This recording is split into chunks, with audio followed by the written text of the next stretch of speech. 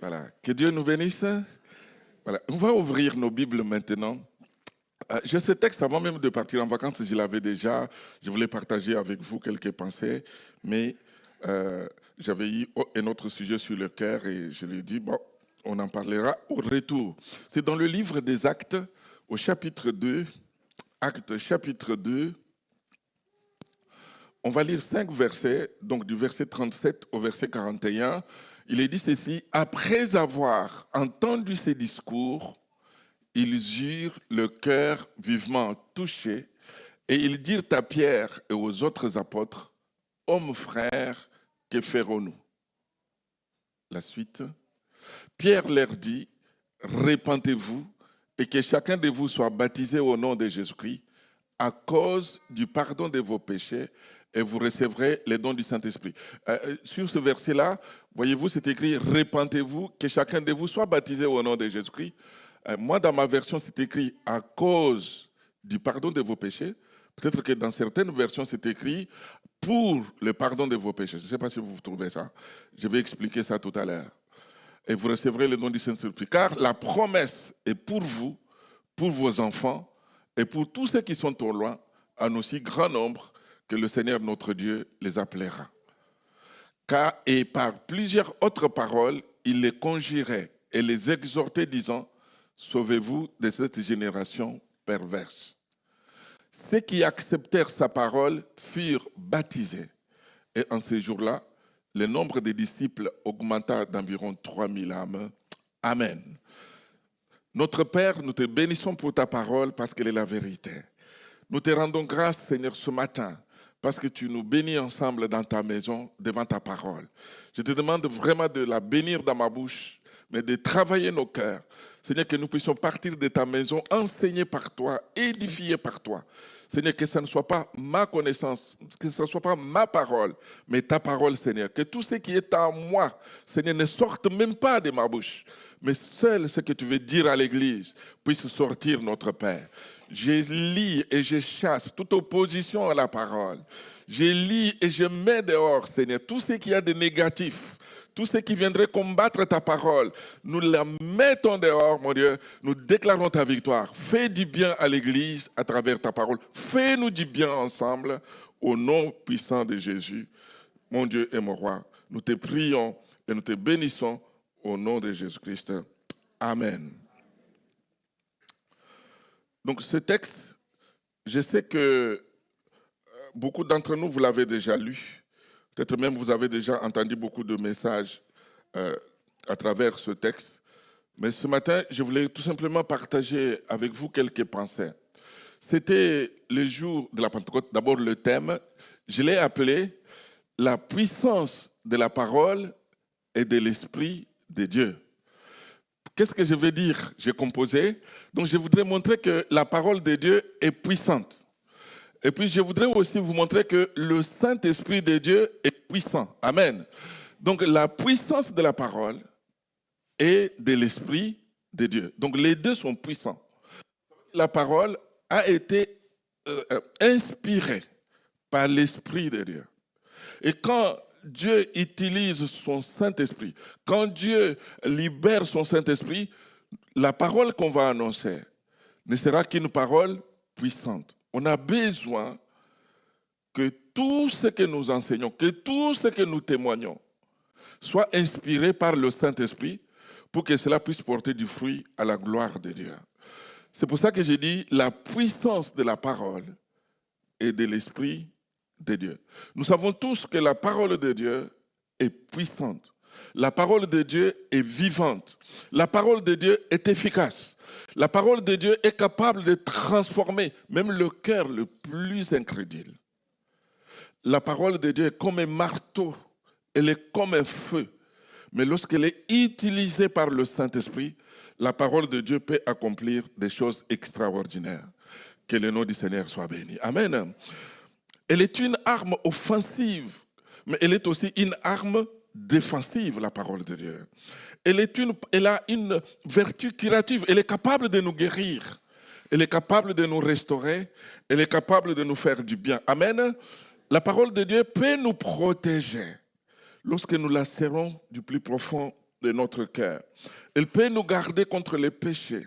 Elle peut nous ouvrir le chemin qui était fermé. Lorsque nous serrons vraiment la parole de Dieu dans notre cœur, elle peut accomplir des choses merveilleuses. Alléluia. Donc, voyez-vous, ces jours-là, c'était les jours de la Pentecôte. Pierre et les autres disciples sont remplis du Saint-Esprit ces jours-là. Et Pierre qui était timide, Pierre qui fouillait, qui se cachait d'ailleurs avec les autres, ces jours-là, il est sorti. Il a prêché, comme nous venons de le voir, un message puissant, un message fort. Et ces jours-là, plusieurs conversions se sont accomplies. Amen. Mais pour que toutes ces choses puissent s'accomplir, il y a eu un processus que je voudrais regarder avec vous ce matin. Et ma prière, c'est que ce processus puisse s'accomplir dans la vie de chacun d'entre nous. Vous êtes avec moi, l'Église? Nous voulons vraiment que Dieu, à travers sa parole, puisse agir dans chacune de nos vies. Que le Saint-Esprit prépare nos cœurs, que le Saint-Esprit ouvre notre intelligence pour que nous puissions comprendre ce que nous n'avons jamais compris ou ce que nous avions compris superficiellement. Que ce matin, la parole de Dieu ait un impact dans chacun de nos cœurs, dans chacune de nos vies, que nous puissions partir chez nous, mais toucher, changer et transformer pour la gloire de Dieu. La première chose qu'ils nous ont commencé, tous ceux qui étaient là, Pierre est sorti, ils ont entendu le bruit, et puis ils sont venus. La diapo suivante nous dit, la première chose, ils nous ont entendu. C'est le verbe entendre. Alléluia. C'est le verbe entendre. Vous savez, on peut écouter des discours. On peut écouter la personne. Comme ce matin, vous m'écoutez. Mais on peut écouter avec une oreille et puis l'autre est fermée. Ou bien ça entre, tout de suite, ça sort. Mais les personnes qui étaient là, le texte nous dit, après avoir entendu. Donc, ils entendaient les discours de Pierre. Ces personnes n'étaient pas insensibles.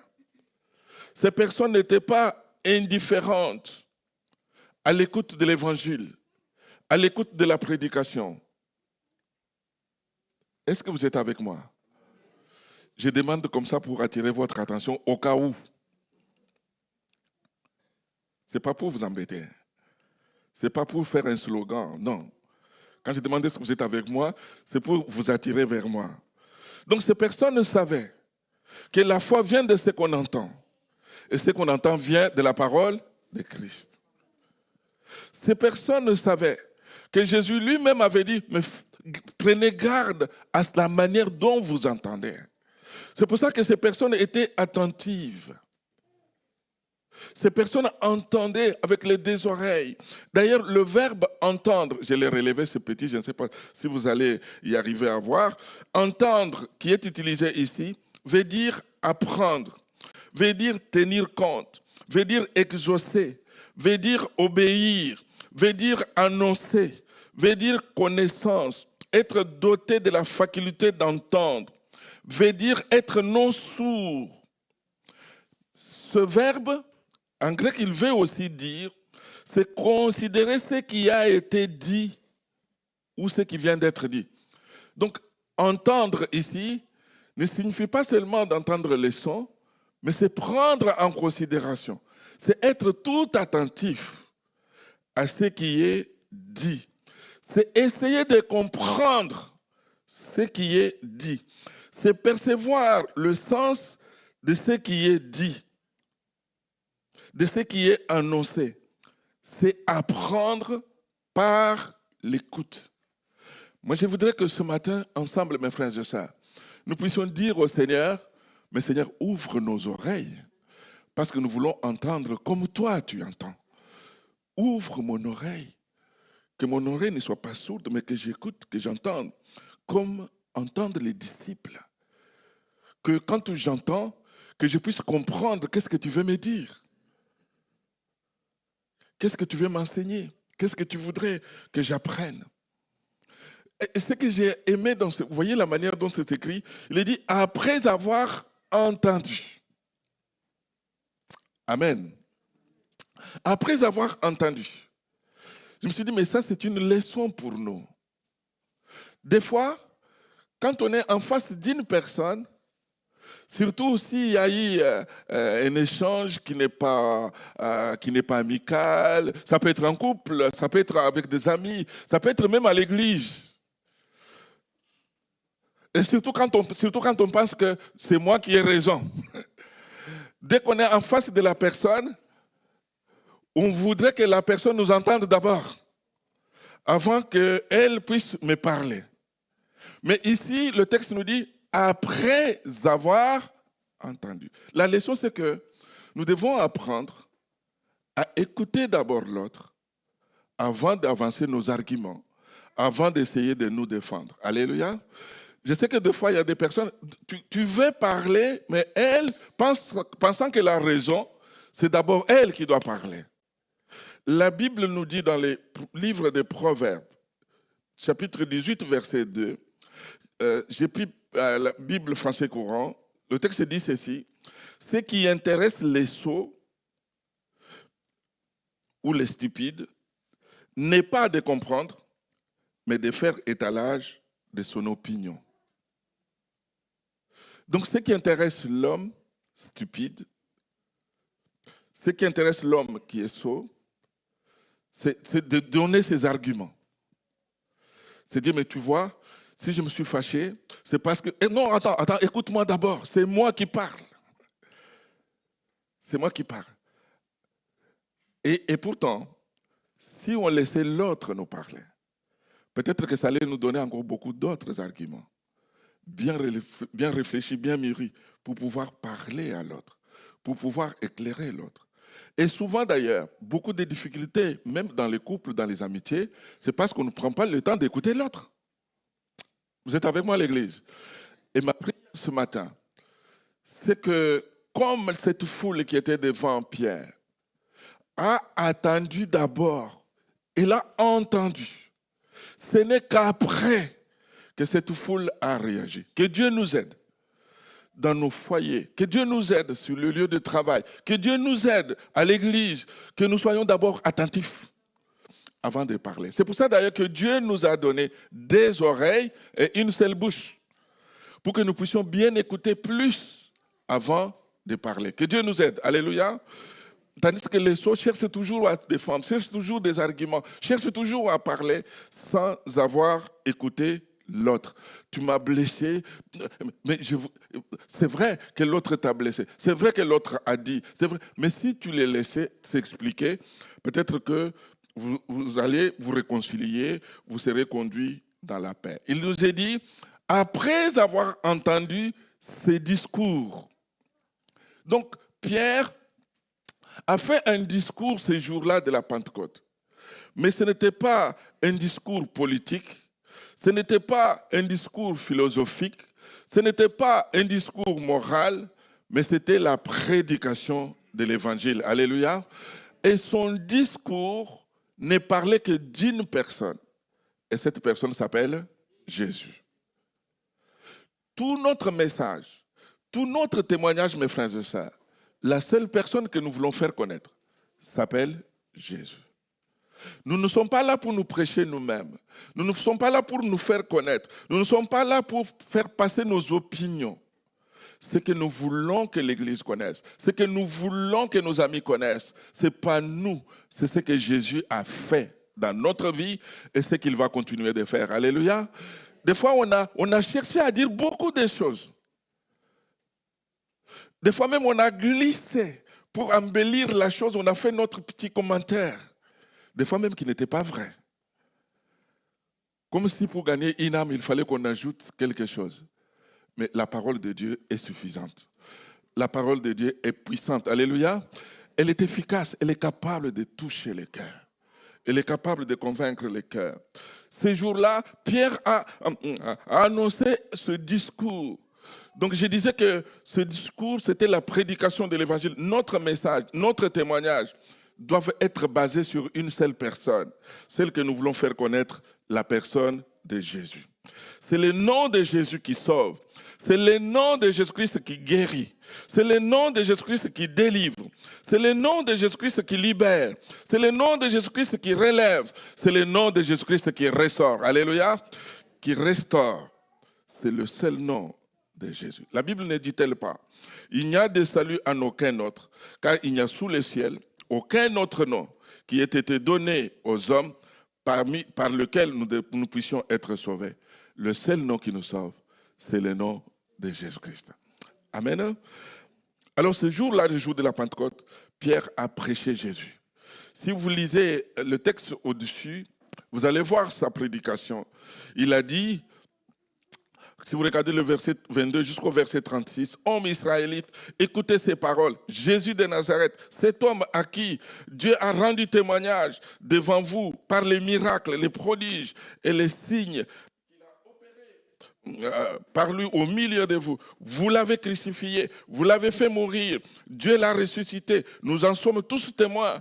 Que toute la maison d'Israël sache donc avec certitude que Dieu a fait Seigneur et Christ. C'est Jésus que vous avez crucifié. Voyez-vous, tout son message ne parle que de Jésus, que de Jésus-Christ. Dans toute la prédication, dans tout notre témoignage, c'est lui que nous voulons élever, celui que nous voulons que les gens connaissent, celui que nous voulons que les personnes rencontrent, c'est la personne de Jésus-Christ. Parce que lui seul peut changer les vies, lui seul peut les transformer, que son nom soit béni. Amen. Alors comme Pierre, mes amis, qui a parlé, vous avez vu que ces jours-là, il y a eu 3000 conversions. Nous aussi, que Dieu nous aide, que nous puissions aussi témoigner, que nous puissions aussi parler du Seigneur autour de nous. Amen. Si vous êtes venu à l'évangile, dites-moi, qui est venu à l'évangile ici parce que Dieu lui avait parlé dans une vision? Levez un peu la main. Dieu vous a parlé dans une vision et vous vous êtes converti. Il y en a un, il n'y a qu'un, sur autant que nous sommes. Mais comment vous êtes venu à l'évangile? La grande majorité. C'est parce que quelqu'un nous a parlé. Vous êtes d'accord avec moi? C'est parce que quelqu'un nous a parlé. Alors si quelqu'un, ça peut être notre papa, ça peut être notre maman, ça peut être nos amis, ça peut être des collègues de travail, ça peut être notre voisin, c'est parce que quelqu'un nous a parlé. Alors parce que quelqu'un nous a parlé, nous aussi, nous devons parler aux autres. Amen. La volonté de Dieu, c'est que tous les hommes soient sauvés. Si Dieu t'a placé là où tu es, c'est pour que tu sois témoin là où il t'a placé. Alors c'est à toi de cultiver le terrain. C'est à toi de travailler la terre. C'est à toi de rendre ton témoignage efficace, de prier pour ton témoignage, pour qu'il puisse porter du fruit à la gloire de Dieu. Amen. Pierre est sorti et il a parlé. Nous aussi, nous devons sortir et parler. Comme Pierre, mais rempli du Saint-Esprit. Lorsque nous sommes remplis du Saint-Esprit, notre témoignage portera du fruit à la gloire de Dieu.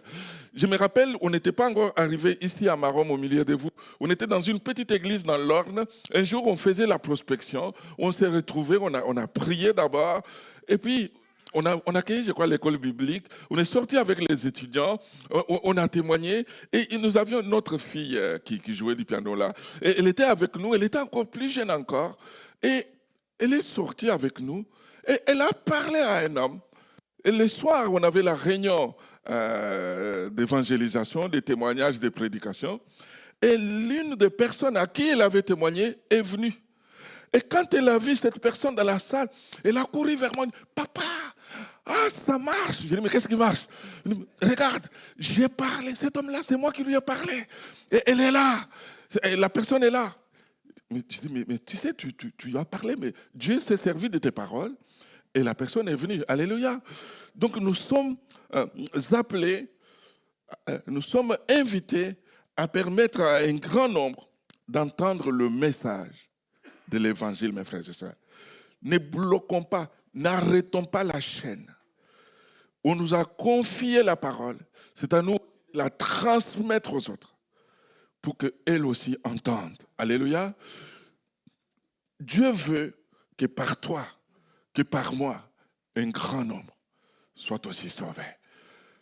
Et c'est une joie, lorsque nous serons dans le ciel, de voir, telle personne, je lui avais parlé du Seigneur, quelle joie.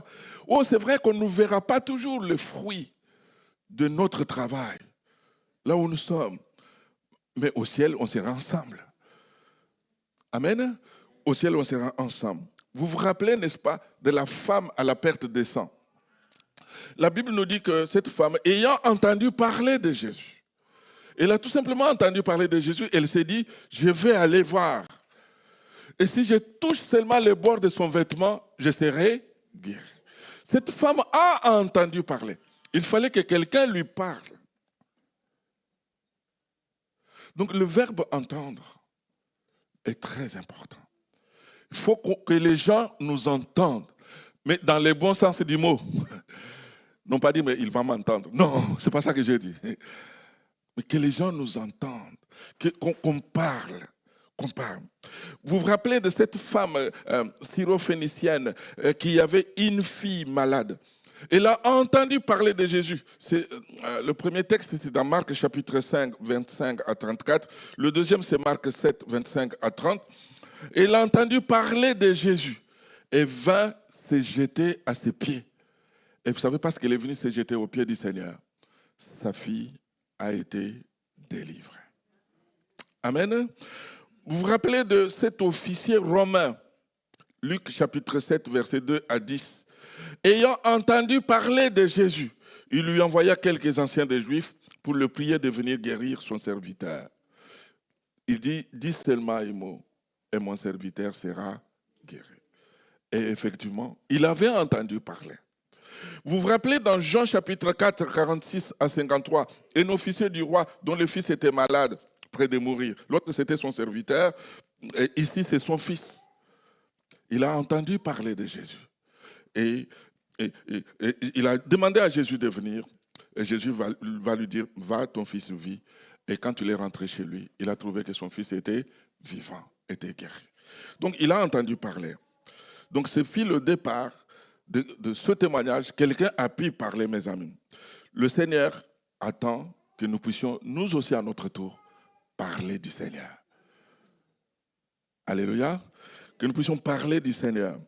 C'est la mission qu'il nous a confiée. Et c'est pour nous aider qu'il nous a donné le Saint-Esprit.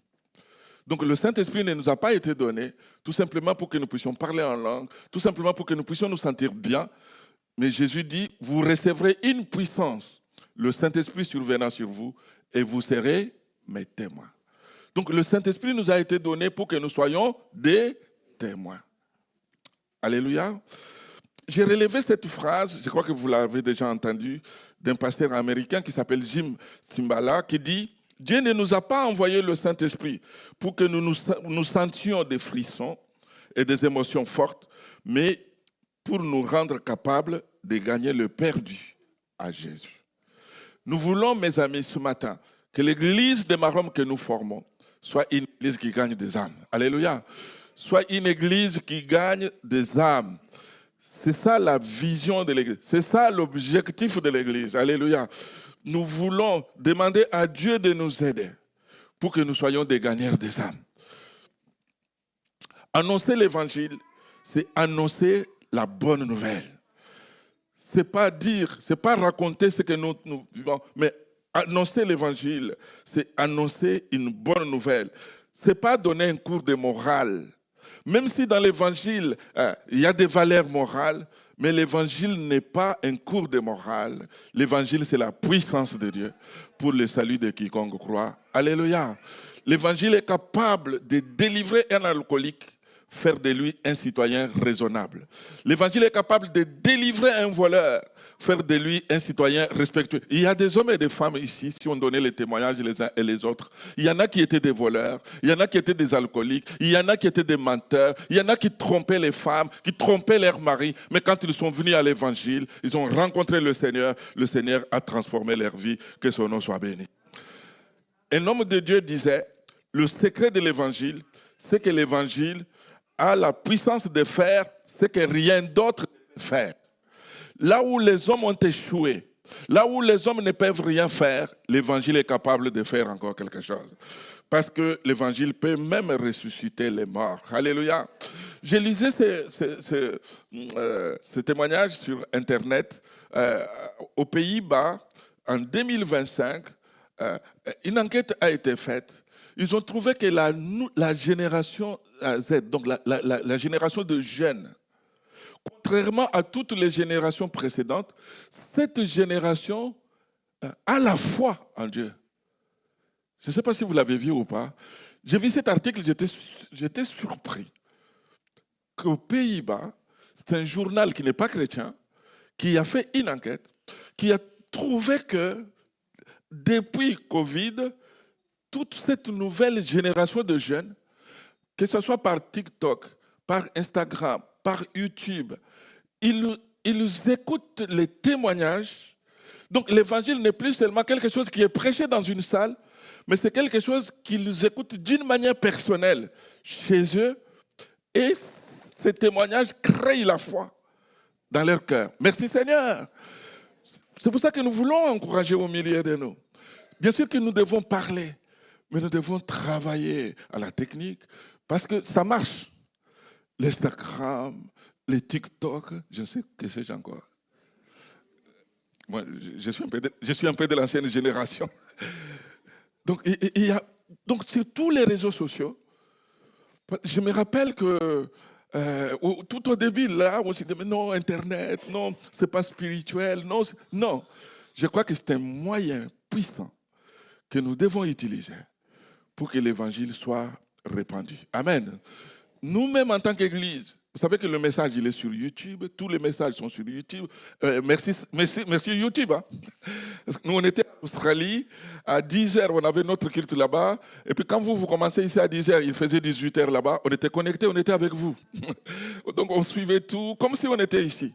C'est pour ça, mes amis, quand vous écoutez le message qui vous a fait du bien, partagez-le. Envoyez aux autres. Vous avez donc tous les liens possibles à envoyer le message de l'évangile. Le but, c'est que ceux à qui vous envoyez le message puissent connaître le Seigneur Jésus-Christ. Amen. Nous n'avons pas à lutter contre des religions. Nous ne voulons pas enseigner une religion. Nous voulons tout simplement que les gens connaissent Jésus. C'est lui le sauveur. Amen. Parce que vous savez, des fois, on a frustré les gens, on a attristé les gens, parce qu'on a voulu argument contre argument pour montrer que ta religion est fausse, c'est ma religion qui est bonne. Moi, je n'ai pas de religion à défendre, je n'ai qu'une personne à présenter, c'est la personne de Jésus. Amen. Laissez la personne dans sa religion, mais présentez-lui Jésus. Parce que c'est lui qui sauve, n'est-ce pas? Regardez un chien. J'ai pris ça, cette anecdote chez un frère qui disait que vous trouvez un chien en train de manger un os. Dites-moi, si vous voulez lui ravir l'os, qu'est-ce que le chien peut faire? Il peut vous mordre. Mais au lieu de chercher à lui ravir son os, cherchez un bon beefsteak. Présentez-le au chien. Qu'est-ce qu'il va faire? Il va laisser tomber l'os. Il va venir le beefsteak. Jésus-Christ est plus qu'un beefsteak. Jésus-Christ est celui qui donne la vie. Amen. Il est celui qui donne la vie. Donc ne discutons pas des religions. Nous n'avons qu'un message, nous n'avons qu'une personne. L'évangile s'appelle Jésus. Et c'est lui que nous voulons présenter. Alléluia. Il nous est dit au point 2, je vais aller vite, au point 2, que après avoir entendu ces discours, ils eurent le cœur vivement touché. Ils eurent le cœur. Mon deuxième point, c'est vous parler du cœur. Du cœur. Vous savez, mes frères et sœurs, la foule qui était là a eu son cœur touché. Pour cette foule, c'était la première fois. Je crois que pour les chrétiens qui sont au milieu de nous, la première fois que nous avons donné notre vie à Jésus, parce que notre cœur a été touché. Mais ça ne doit pas s'arrêter là. On ne doit pas être touché qu'une seule fois dans notre vie. Nous avons notre vie, donné notre vie au Seigneur et ça s'arrête. Non. Nous devons à chaque fois qu'on écoute la parole, laisser notre cœur touché par le Seigneur. À chaque fois qu'on est dans la présence de Dieu, laisser notre cœur touché par la parole. Le cœur, c'est le centre de notre vie. J'ai regardé le cœur cardiaque. désigne à la fois ce qui est au centre et au plus profond de l'être humain. Le cœur, c'est cet organe du corps animal qui est le centre de la circulation du sang et donc considéré comme le siège de la vie physique. Mais sur le plan spirituel, le cœur est le centre de notre vie spirituelle. Le cœur est le centre et le siège de la vie spirituelle. C'est notre être intérieur. Le cœur, c'est notre conscience spirituelle. Le cœur, c'est lui qui doit être touché et rendu face à la réalité de la foi. Si tout ce que nous faisons, si notre cœur n'a pas été touché, si on ne le fait pas avec notre cœur, tout cela est vain et sans effet devant Dieu. Amen. Et ma prière ce matin, c'est que notre cœur soit aussi touché, que notre cœur soit aussi transpercé, que notre cœur aussi soit touché du plus profond de notre être. Dieu ne demande pas autre chose que d'abord notre cœur. Proverbe 23, 26 nous dit « Mon fils, donne-moi ton cœur et que tes yeux se plaisent dans mes voies. » Proverbe 4, 23 dit « Garde ton cœur plus que toute autre chose, car c'est de lui que viennent les sources de la vie. » Deutéronome 6, 5 nous dit « Tu aimeras l'Éternel ton Dieu de tout ton cœur. » De tout ton cœur. Éphésiens 3, 17 nous dit que le Christ habite dans vos cœurs. Dans vos cœurs. Et j'ai écouté le témoignage qu'a dit mon épouse tout à l'heure, 1 Samuel 16, verset 7. L'homme regarde à ce qui frappe les yeux, mais l'Éternel regarde au cœur. C'est au cœur, mes amis. Joël 2, verset 12 nous dit revenez à moi de tout votre cœur, déchirez vos cœurs et non vos vêtements. Donc, déchirez. Donc, le message de l'évangile vise le cœur. Que notre cœur soit touché, mais touché à nouveau. Je voudrais aller un peu plus loin pour dire à l'Église, vous êtes moi là? Vous êtes avec moi? Parce que je vous sens un peu déjà. Non, on a encore un peu de temps, non? Nous venons des vacances. La véritable foi, mes amis, la vraie repentance, le vrai culte doivent venir de notre cœur. Les manifestations extérieures, on peut s'élever, on peut chanter, on peut lever les mains, on peut faire des choses. Mais si notre cœur n'y est pas, c'est zéro devant Dieu. On peut lire la Bible, on peut chanter, on peut même prier, on peut vivre la communion fraternelle, on peut faire des choses, des valeurs qu'on connaît, qui ne sont pas mauvaises, ces valeurs, qui sont bonnes. Mais si notre cœur n'y est pas, pour Dieu, ça vaut zéro.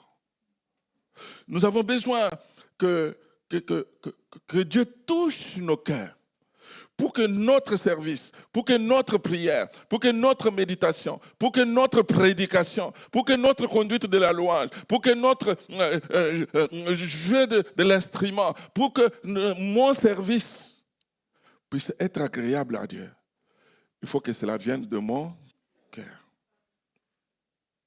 Alléluia. Même ma manière de donner, si ça ne vient pas du cœur, pour Dieu, ça vaut zéro. J'ai besoin que mon cœur soit touché à nouveau, que mon cœur soit travaillé à nouveau. Parce que dès que le cœur est touché, on a gagné la personne. Parce que vous savez, pour l'homme, c'est tellement facile de faire des choses extérieures, parce que c'est visible, parce que les gens les voient. Mais ce qui est intérieur, il n'y a que Dieu qui le voit. Je ne voudrais pas faire des choses parce que tel ou tel autre va me voir. Mais je voudrais faire des choses parce que Dieu le voit dans le lieu secret. Amen. Ils eurent le cœur vivement touché. Ils n'étaient pas touchés par n'importe quoi, mais ils étaient touchés par la parole de Dieu. J'ai besoin que la parole de Dieu nous touche à nouveau. Alléluia. Sans le cœur, même prendre la Sainte Seine, ça sera qu'un acte, qu'un rite en fait. Chaque dimanche. Vous savez qu'il y a des églises aujourd'hui qui ne font même plus la Sainte Seine chaque dimanche. J'ai demandé à un collègue pasteur, il m'a dit non, je ne la fais plus tous les dimanches. Pourquoi? Parce que c'était devenu comme un rite. Les frères et sœurs prenaient la scène, mais sans réaliser trop l'importance, sans réaliser la valeur. Nous avons besoin que nos cœurs vibrent à nouveau, que nos cœurs soient touchés à nouveau. Alléluia. Que nos cœurs soient touchés ce matin, comme ces hommes et ces femmes qui étaient là les jours de la Pentecôte. Amen. Ils eurent le cœur vivement touché. Est-ce que nous voulons nous laisser toucher par la parole de Dieu? Est-ce que nous voulons nous laisser toucher par la personne de Jésus? Nous voulons nous laisser toucher par les miracles de Jésus, par la mort, la résurrection de Jésus-Christ. Est-ce que quand nous entendons ces choses, est-ce que ça nous parle encore? Est-ce qu'on est conscient de ce que Jésus a accompli à notre égard, de ce que Jésus a fait pour nous? Parce que des fois, on peut vivre et prendre ces choses à la légère, à l'habitude. Surtout quand ça fait des années qu'on écoute les mêmes choses, mais on peut même venir là, mais par habitude. Comme une machine. Hop, vendredi, 19h. Oh là là, oh, non, je devais être. Je me rappelle, ici même, chez nous à Marom, quand j'ai annoncé que, compte tenu du contexte, et même des réunions qu'on faisait les dimanches après-midi, il dit non, pour moi, je ne sens plus ces réunions-là. De toutes les façons, on ne voyait quasiment pas les nouvelles personnes dans ces réunions-là. Je me rappelle d'une sœur qui m'a dit, mes frères, mais si vous annulez ça, qu'est-ce que nous allons faire de notre après-midi? Parce que ça nous faisait une sortie. Elle dit, ah bon? Ah ouais, donc ce n'était pas la réunion en présence de Dieu, ça faisait une sortie. Je me dis, oui, ma chère, mais vous pouvez rester à la maison, vous pouvez visiter vos enfants, vous pouvez aller voir des petits-enfants, vous pouvez aller au parc, vous pouvez témoigner, vous pouvez parler d'autres choses. Et j'ai vu d'ailleurs, depuis qu'on a arrêté ça, je ne sais pas si c'est bon ou pas, mais depuis qu'on a arrêté, on n'a jamais aussi baptisé des personnes aussi nombreuses que lorsqu'on a arrêté ces réunions-là. Vous savez, Jésus était pragmatique. Jésus, quand il voyait qu'une chose ne marche pas, Jésus ne continuait pas. Il arrêtait. Mais nous, comme on a toujours fait comme ça, il faut qu'on continue de faire comme ça. Mais pourquoi changer? Si, il faut changer parce que ça ne marche pas. Amen. La troisième chose, je vais m'arrêter là. J'en avais 5, mais je vais m'arrêter à la troisième. Après avoir entendu ce discours, ils ont posé une question. Je l'appelle question salutaire. Ils ont dit, mais hommes, frères, que ferons-nous? C'est une question que chacun de nous devrait se poser. La question la plus importante qu'on puisse se poser est la suivante. Que dois-je faire pour être sauvé? Et pour ceux qui sont déjà sauvés, que dois-je faire pour continuer à être sauvé? Vous êtes avec moi, l'Église? Que dois-je faire? Vous savez, la réponse à cette question est capitale. Parce que il est dit, que dois-je faire pour être sauvé? Comment je dois marcher pour être sauvé? Si on n'a pas la bonne réponse, ça sera une tragédie. Parce que vous allez suivre un mauvais chemin. Et au bout, le Seigneur vous dira, je ne t'ai jamais connu. Ça serait triste, non? Après avoir marché, après avoir servi, après avoir fait beaucoup de choses, et qu'au bout, le Seigneur nous dise qu'il ne nous a jamais connus. C'est triste. C'est pour ça qu'il faut avoir la bonne réponse. Les geôliers de Philippe, lorsqu'il est sorti il a sorti Paul et Silas de la prison, quand ils sont arrivés chez lui, il a posé la même question. Il a dit, Seigneur, que faut-il que je fasse pour être sauvé? Il avait compris que c'était la chose la plus importante.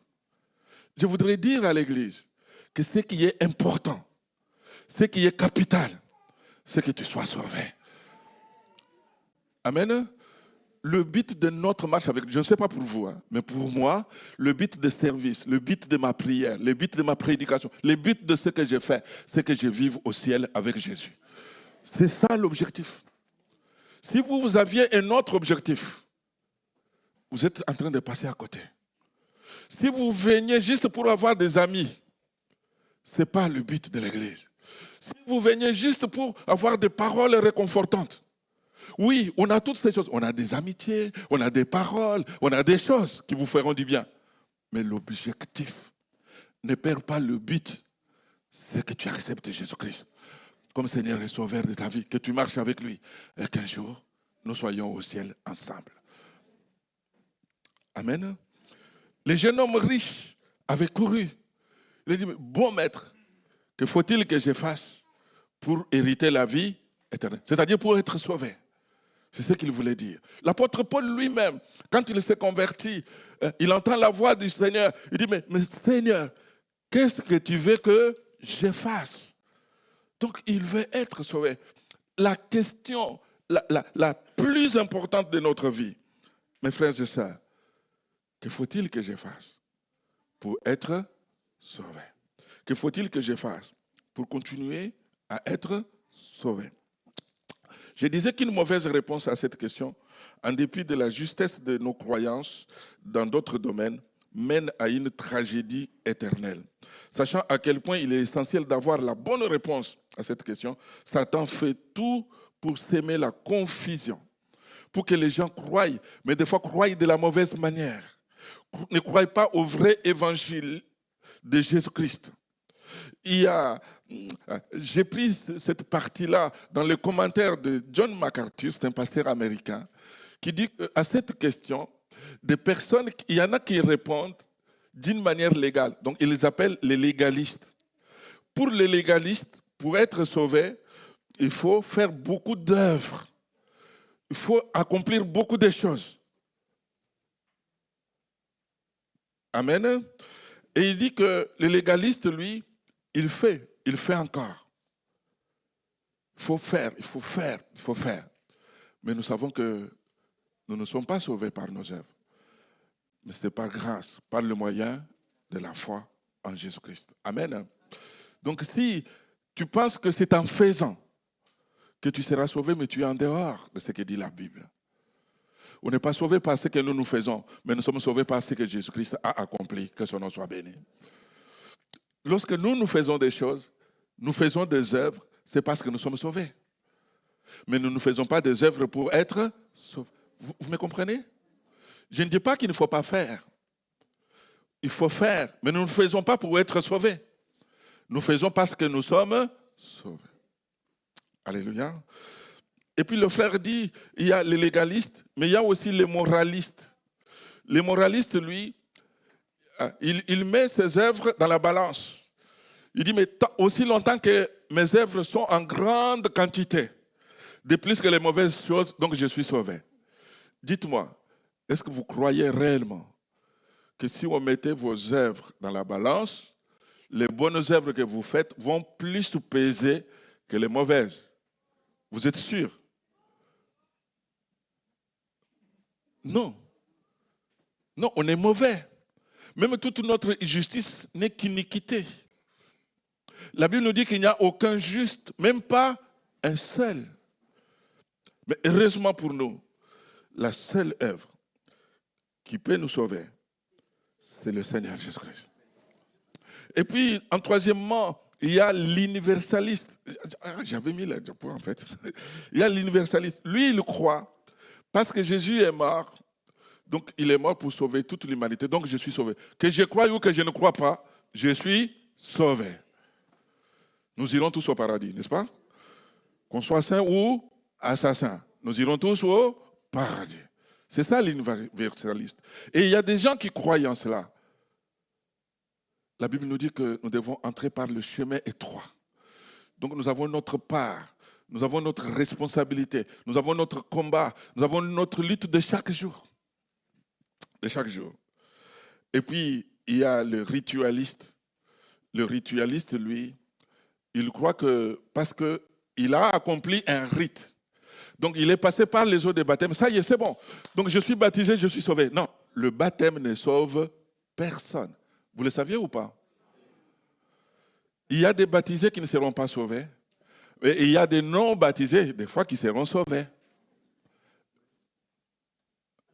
Le brigand sur la croix n'était pas baptisé.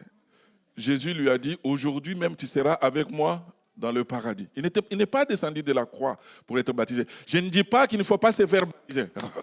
N'allez pas dire, oh, le pasteur a dit, donc c'est fini le baptême maintenant. Non. Le brigand n'a pas eu l'occasion. Il était sur la croix. Mais si Dieu te donne l'occasion de te faire baptiser, ben, il faut te faire baptiser. C'est pour ça qu'il y a des religions qui enseignent qu'il faut baptiser même un enfant. Donc pourquoi? Parce qu'ils sont ritualistes. Parce que si on ne baptise pas l'enfant, s'il lui arrivait quelque chose, l'enfant ne sera pas sauvé. Mais la Bible n'enseigne pas comme ça. Voyez-vous dans l'autre texte que nous venons de lire, c'est après avoir entendu le discours. Est-ce que l'enfant a entendu le discours? Non. Ils eurent le cœur vivement touché. Est-ce que l'enfant a eu son cœur touché? Non. Et ils dirent, donc ils ont fait la démarche auprès de Pierre. Ils ont dit à Pierre, mais homme frère, que devons-nous faire? Donc c'est une démarche qu'ils ont faite auprès de Pierre, que chacun individuellement doit faire. Des fois, quand on est pasteur d'une église, des fois on voit une sœur, un frère qui vient te dire, mais frère, moi je veux que mon fils soit baptisé. Mais ce n'est pas à toi de demander le baptême pour ton fils. C'est à ton fils de venir demander le baptême. C'est comme ça que les choses se passent, n'est-ce pas? Vous le saviez ou pas? J'ai comme l'impression que je vous surprends. Hein? Non, ce n'est pas aux parents de demander le baptême pour leur enfant. Si l'enfant a compris, ben, il viendra demander le baptême. Amen. Ce n'est pas à la maman, ce n'est pas même mes propres enfants, ce n'est pas la maman qui a dit, mais tu vois, maintenant notre garçon, il a grandi, il faut que tu le baptises. Non, c'est l'enfant quand il a compris, qu'il est venu. Il m'a dit, quand j'étais au camp, comme je le disais l'autre fois, ce n'est pas, papa, tu sais, quand tu as prêché, j'ai compris. Non, quand j'étais au camp. Et puis, la seule bonne réponse, ce n'est pas celle qui est donnée par les légalistes, par les universalistes, par les moralistes ou par les ritualistes. Pierre leur dit, la diapo suivante, je termine, Pierre leur dit, répentez-vous. Voilà, Pierre leur dit, répentez-vous et que chacun de vous soit baptisé au nom de Jésus-Christ à cause du pardon de vos péchés. Répentez-vous. La véritable réponse, mes amis, c'est la repentance. Et la foi placée en Jésus-Christ. Amen. Repentez-vous. Repentez-vous. La repentance, c'est tout un enseignement. La repentance, c'est quelque chose de capital. La repentance, ce mot, métanoïa, repentez-vous, est un terme très riche du Nouveau Testament. Il désigne un changement de but, un changement de mentalité, un changement d'intention. C'est le fait de se détourner du péché pour se tourner vers Dieu. C'est un élément essentiel d'une conversion. Repentez-vous. Jean-Baptiste a prêché la repentance. Jésus-Christ a prêché la repentance. La repentance est nécessaire. Quand on fait les enseignements de baptême, j'essaie de vérifier si la personne a compris ce que c'est que la repentance. Parce que si la personne ne s'est pas repentie, même si on la baptise là, ça ne sera qu'un rituel, ça ne sert à rien. On lui aura donné un bain. Amen. Parce que le baptême, c'est le changement. Le baptême montre à l'extérieur le changement qui s'est passé à l'intérieur. Mais si l'intérieur n'est pas changé, on a beau passer par les eaux de baptême, ça ne sert à rien. On a besoin que le Seigneur touche encore nos cœurs ce matin. Alléluia. Qu'il touche. Repentez-vous et que chacun de vous soit baptisé. Donc le baptême, c'est quelque chose de personnel. On ne peut pas dire je suis chrétien, sauf que je ne peux pas me faire baptiser. Ça n'existe pas. Quand on est un enfant de Dieu, on s'engage avec Jésus. On se fait baptiser. On se donne à Dieu. Que chacun de vous soit baptisé à cause du pardon. D'autres versions, c'est écrit pour le pardon. Le baptême ne donne pas le pardon. C'est pour ça que quand c'est écrit pour le pardon, cette traduction-là n'est pas nette, n'est pas correcte.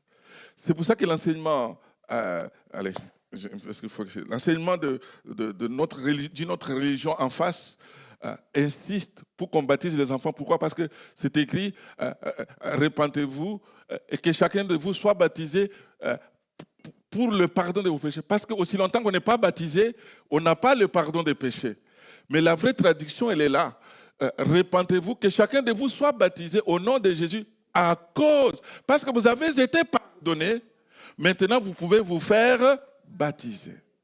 Mais on ne se fait pas baptiser pour être pardonné. Je ne sais pas si vous me comprenez. C'est clair pour vous? Ah, merci, si vous avez bien compris. Je bénis Dieu. Donc, on ne se fait pas baptiser pour être pardonné. On se fait baptiser parce qu'on est déjà pardonné. Parce qu'on est déjà pardonné, on est même déjà sauvé. Donc, voyez-vous, mes frères et sœurs, ce jour de la Pentecôte, l'apôtre Pierre est sorti. Il a prêché le message. Mais parce que le message est puissant, le message a transformé la vie de ceux qui étaient là. J'invite les musiciens à revenir et le groupe de louanges. Et le message a touché ceux qui étaient là. Vous voyez dans la suite que ce jour-là, il y a eu combien de convertis? 3000 personnes se sont convertis au Seigneur. La parole de Dieu est capable de transformer ta vie. La parole de Dieu est capable de transformer ton foyer. La parole de Dieu est capable de transformer ton être. La parole de Dieu, quand elle est apportée avec onction, avec puissance du Saint-Esprit, elle est capable de faire des choses extraordinaires.